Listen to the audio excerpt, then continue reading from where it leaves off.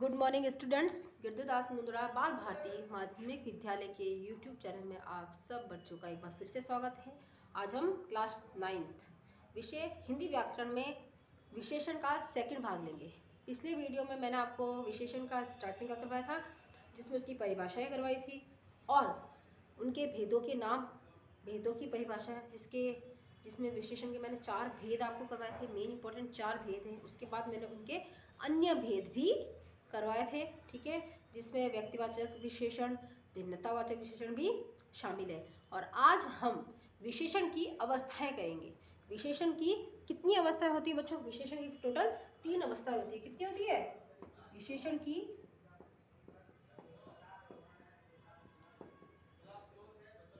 3 अवस्थाएं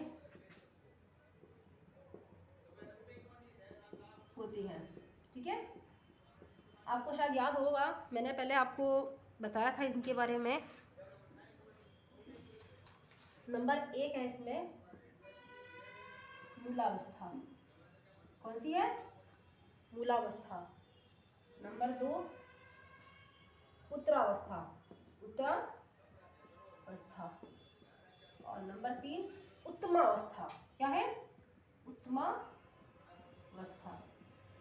मूलावस्था, उत्तरावस्था और उत्तमावस्था। ओके, तो इन तीनों का हमें आगे देखेंगे। ये तुलना की दृष्टि से है। किसकी दृष्टि से?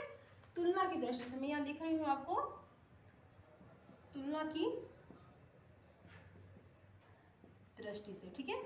तुलना की दृष्टि से विशेषण की 3 अवस्थाएं होती हैं, मूलावस्था, उत्तरावस्था और उत्तमावस्था। इसमें नंबर 1 हम डाल के मूलावस्था लिखेंगे सबसे पहले, मूलावस्था, ठीक है। विशेषण शब्द की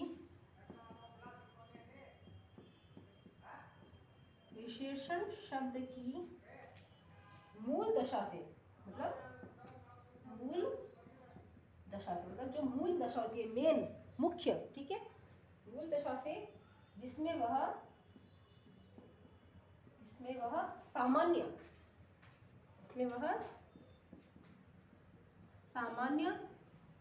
रूप में रहता है, जिसमें वह किसमें रहता है? सामान्य रूप में रहता है, मूलावस्था कहलाती है। मूलावस्था कहलाती है। इसमें जैसे करके हम लिखते हैं लघु, लघु मतलब छोटा, ओके। प्रिय, श्रेष्ठ आदि शब्द आते हैं इनमें, ठीक है। 3 लिखा है मैंने। वैसे मैं आपको इनका एक सारणी बना के भी आपको समझाऊंगी, ठीक है। ये क्या है? ये मूलावस्था है, जिसमें विशेषण शब्द की मूल दशा से जिसमें वह सामान्य मतलब नॉर्मल रूप में रहता है, वह मूलावस्था कहलाती है, जिसमें लघु, प्रिय, श्रेष्ठ ऐसे आदि शब्द आते हैं बच्चों, ठीक है। 2 नंबर हम देखते हैं उत्तमावस्था, उत्तरावस्था, ठीक है, जहां 2 वस्तुओं या 2 व्यक्तियों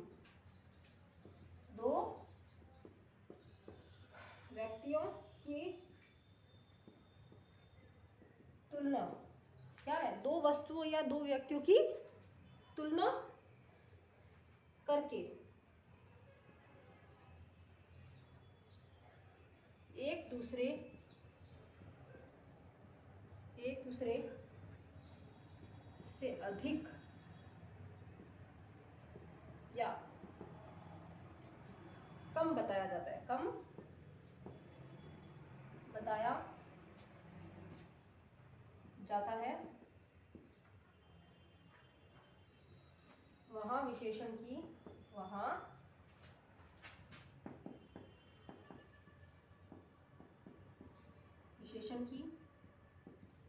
उत्तरावस्था होती है, ठीक है। जहां 2 वस्तुओं या 2 व्यक्तियों की तुलना एक दूसरे से अधिक या कम, इन दोनों को बताया जाता है, वहां पर विशेषण की उत्तरावस्था होती है, ठीक है बच्चों।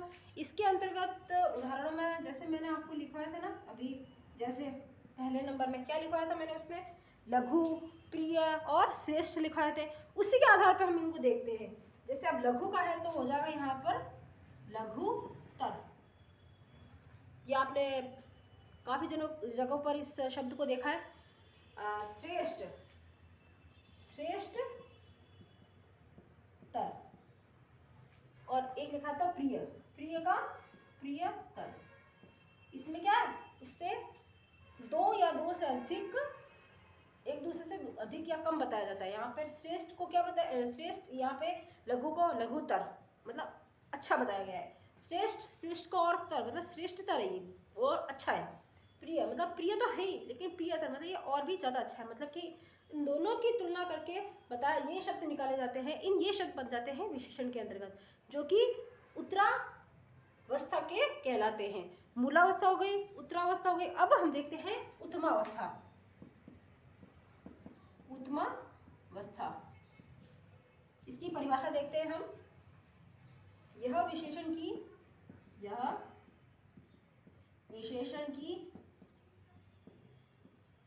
वह अवस्था है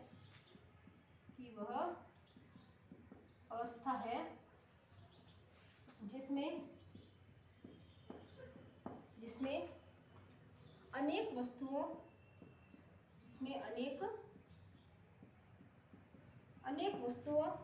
या व्यक्तियों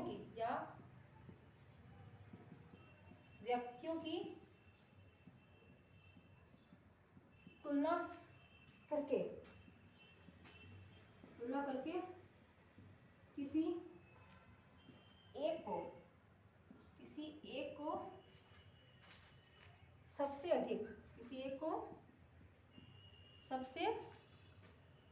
अधिक श्रेष्ठ या कम बताया जाता है। श्रेष्ठ या कम बताया जाता है, ये होती है उत्तमावस्था। ठीक है, इसके उदाहरण यहाँ पे देखते हैं हम, ऊपर लिख रही हूँ मैं। ठीक है, जैसे करके ये वाले उदाहरण उत्तरावस्था के हैं। ओके, इनको आप एक बार मत लिखिएगा, पहले आप लिख चुके होंगे। ठीक है, जैसे मैंने आपको करवाया था। इसके हम लिखते हैं इन्हीं पे।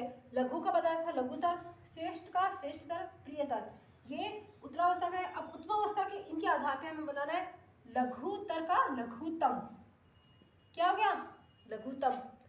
श्रेष्ठ का श्रेष्ठतम, क्या हो गया, श्रेष्ठतम।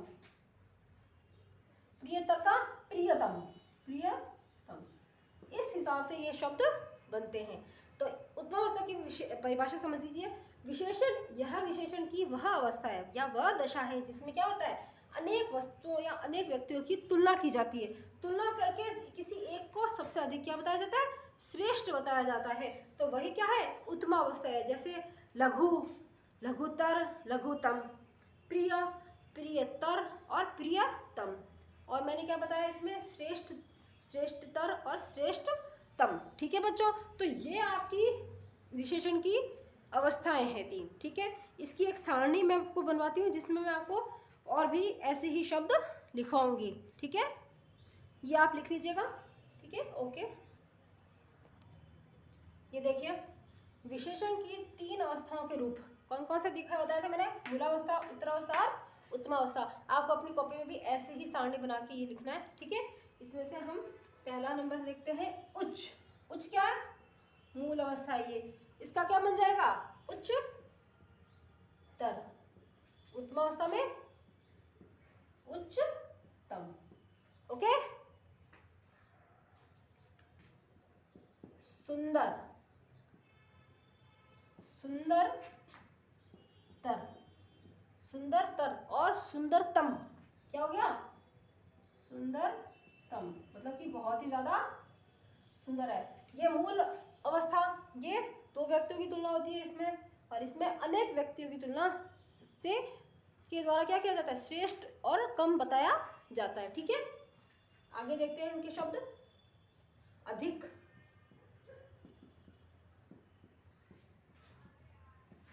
अधिकतर और अधिकतम, ठीक है।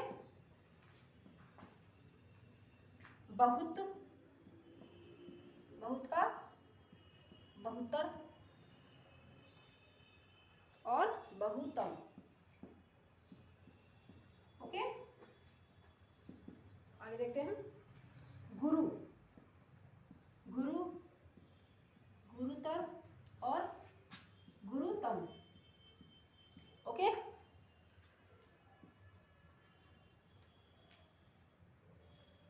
महत,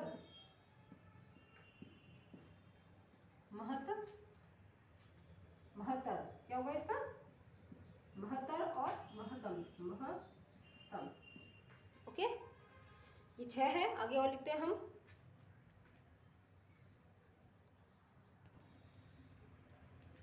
दीर्घ, दीर्घ का क्या होगा? दीर्घ तर और दीर्घ तम, ठीक है। 8 नंबर लगा देखते हैं हम। कुटिल,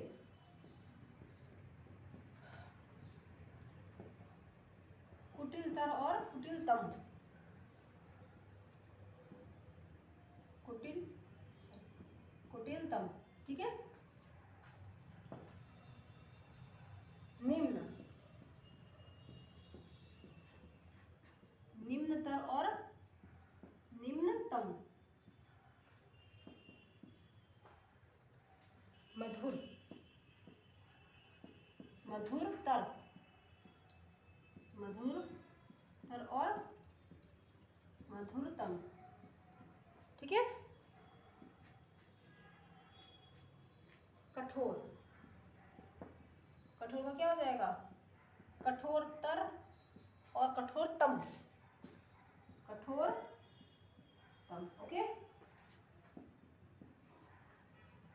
महान, महान, महानतर और महानतम, ओके। एक बार वापस देख लीजिए। दीर्घ का दीर्घ तक दीर्घतम, कुटिल कुटिलतर कुटिलतम, निम्न निम्नतर निम्नतम, ओके। मधुर मधुरतर मधुरतम, कठोर कठोरतर कठोरतम, ओके। महान महानतर और महानतम। इसमें देखिए, अगर आप सही लैंग्वेज में इसको वैसे पता रखें, परिभाषाएं तो आपको इसको पूरी समझ में आ गई होगी, लेकिन आपको ये भी समझना है कि मूलावस्था मूल छोटा शब्द है। आपको एग्जाम में मूल शब्द ही बताकर इनकी अवस्थाएं पूछी जाएगी। सीधा ये भी पूछा जा सकता है महान की उत्तरावस्था कौन सी है, उत्तमावस्था कौन सी है, लेकिन आपको मूलावस्था कैसे पूछी जाएगी? इन दोनों में से एक शब्द दिया जाएगा। जैसे दीर्घतर है, तब दीर्घतर का आप मूल शब्द बताइए। इस हिसाब से आपके ये प्रश्न बनेंगे, ठीक है बच्चों। तो ये आप करेंगे। इसके नेक्स्ट लेते हैं हम लिंग और वचन का विशेषण पर प्रभाव। इसके अंतर्गत ही है ये टॉपिक। आपके ये टॉपिक सिलेबस में है, ठीक है। तो विशेषण क्या होते हैं? विकारी है। क्या होते हैं? विशेषण विकारी होते हैं। विकारी और अविकारी, ये दो शब्द मैंने आपको पहले अवयव में बताए थे 8th क्लास में, ठीक है। तो आपको मैं ये टॉपिक बाद में ले लूँगी, ठीक है। अभी तो हम देखते हैं इसका क्या इफेक्ट पड़ता है विशेषण पर, ठीक है। विशेषण विकारी होते हैं, उसमें निम्न 2 प्रकारों से विकार आते हैं। विकार मतलब एकदम अलग हटके, विकार आ जाना मतलब दुविधा आ जाना। कितने वजह? 2 वजह से होते हैं ये। नंबर 1 है लिंग भेद के कारण, और दूसरा है वचन भेद के कारण। लिंग भेद, आपको लिंग से कुछ याद आया होगा। लिंग कितने प्रकार के होते हैं हमारे हिंदी में? स्त्रीलिंग और पुल्लिंग। अगर हमारा कोई वाक्य आता है, उस वाक्य में जैसे वाक्य है उसके अकॉर्डिंग हमें पता चल जाता है कि ये है किसका है, ये स्त्री का है या पुरुष का है, ये कौन बोल रहा है। ये जैसे मैं बोल रही हूँ तो मैं जाती हूँ, मैं पढ़ा रही हूँ। अगर कोई यहाँ पर पुल्लिंग होता तो वो क्या था? मैं जाता हूँ, मैं पढ़ाता हूँ। यहाँ पे ये शब्द आते हैं। तो यहाँ पर लिंग भेद मतलब स्त्रीलिंग और पुल्लिंग के आधार पर भी इन पर इफेक्ट पड़ता है। किस पर? विशेषण पर। जैसे राधा बहुत भोली है, राधा तो भोली है। यहाँ पे राधा भोली क्यों है? क्योंकि राधा तो भोली शब्द में अगर भोला आता तो क्या होता? भोला आता तो वहाँ पे क्या होता है? पुल्लिंग हो जाता, ठीक है। तो वैसे यहाँ पर है लिंग भेद के कारण विकार आता है। कैसे? विशेषण का लिंग निर्धारण करके। विशेष जो है उसका लिंग निर्धारण करते हैं कि वह स्त्रीलिंग है या पुल्लिंग। उसके विशेष कौन कौन से? संज्ञा और सर्वनाम के लिंग के अनुसार होता है। विशेषण का लिंग निर्धारण किसके हिसाब से होता है? संज्ञा या सर्वनाम के लिंग के अनुसार होता है। ठीक है, तो आपको ये पता रखना है कि जिस इसमें एक उदाहरण भी मैं आपको बता देती हूँ कि किस वजह से होता है। जैसे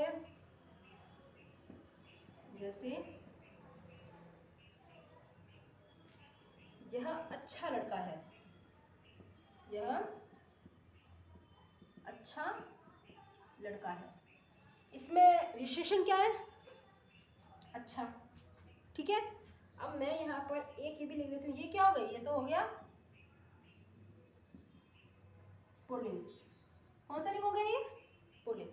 अब अगर इसके जगह ये लिखा जाए, यह अच्छी लड़की है, इसमें भी क्या है? अच्छी क्या है? विशेषण है, तो ये कौन सा हो गया? ये स्त्रीलिंग। ओके, इस हिसाब से यहाँ पर लिंग का विशेषण पर इफेक्ट पड़ता है। इस तरीके से विकार आता है। ठीक है, इसमें एक अलग अलग टाइप के थोड़े उदाहरण मैं आपको समझा देती हूँ।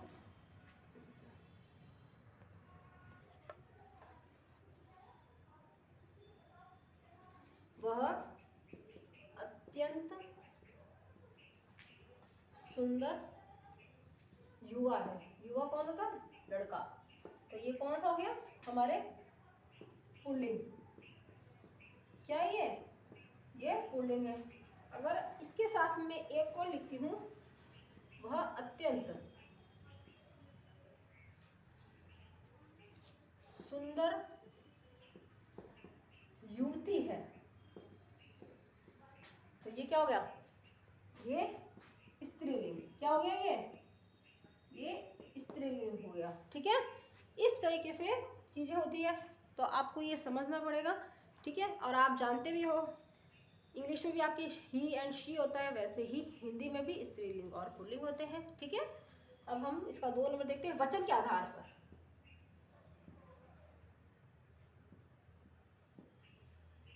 वचन भेद के कारण क्या इफेक्ट पड़ता है? वचन में भी आपको पता है, एक वचन और बहुवचन। क्या होता है? एक वचन और बहुवचन। विशेषण विकारी शब्द होने से, विशेषण विकारी शब्द होने से वचन के कारण भी इसके रूप में परिवर्तन आ जाता है। वचन एक वचन, बहुवचन 2 प्रकार के होते हैं, ये आप सब जानते हैं हमारे हिंदी में। और यहाँ पर अगर हम इन सब के अंतर्गत ये देखें कि जैसे मैं आपको इसमें उदाहरण करके बताती हूँ, जैसे पीला कपड़ा, पीला कपड़ा, तो ये एक वचन है या बहुवचन? सबसे पहले बात तो कौन सा है ये कौन सा वचन है? ये वचन है एक वचन। कौन सा है? एक वचन। और वैसे मैं अगर आपको पूछ लूं एक चीज और कि इसमें स्त्रीलिंग है या पुल्लिंग? ये कौन सा? ये पुल्लिंग है। क्या है ये? पुल्लिंग एक वचन। ओके, अब इसके अंतर्गत मैं एक और शब्द लिखती हूँ, पीले कपड़े। पीले कपड़े, ये देखिए इस पीले कपड़े में क्या आएगा? पुल्लिंग तो है। ओके, ये लीजिए कपड़े पीले, तो क्या हो गया? ये बहुवचन, पुल्लिंग बहुवचन। ठीक है, इस तरीके से भी वचन का विशेषण पर प्रभाव पड़ता है। ठीक है, आगे मैं एक और दे देती हूँ, आपको उदाहरण समझा देती हूँ।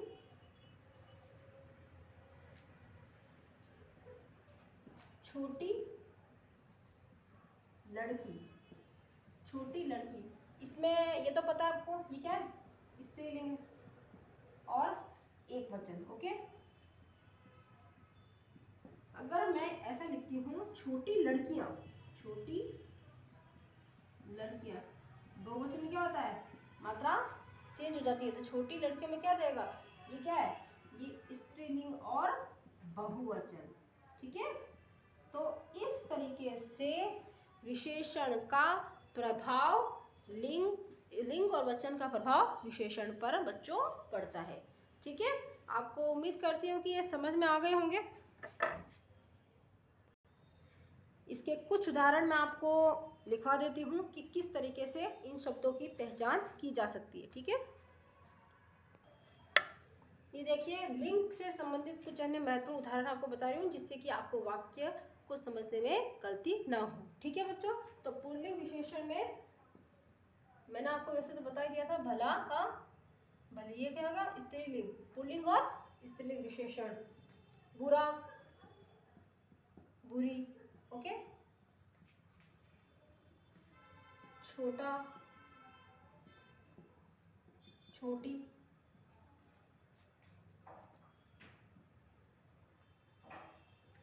पीला पीली। स्त्रीलिंग और पुल्लिंग के हिसाब से है, इसका आप ध्यान रखोगे। सुरीला सुरीली, मीठा मीठी,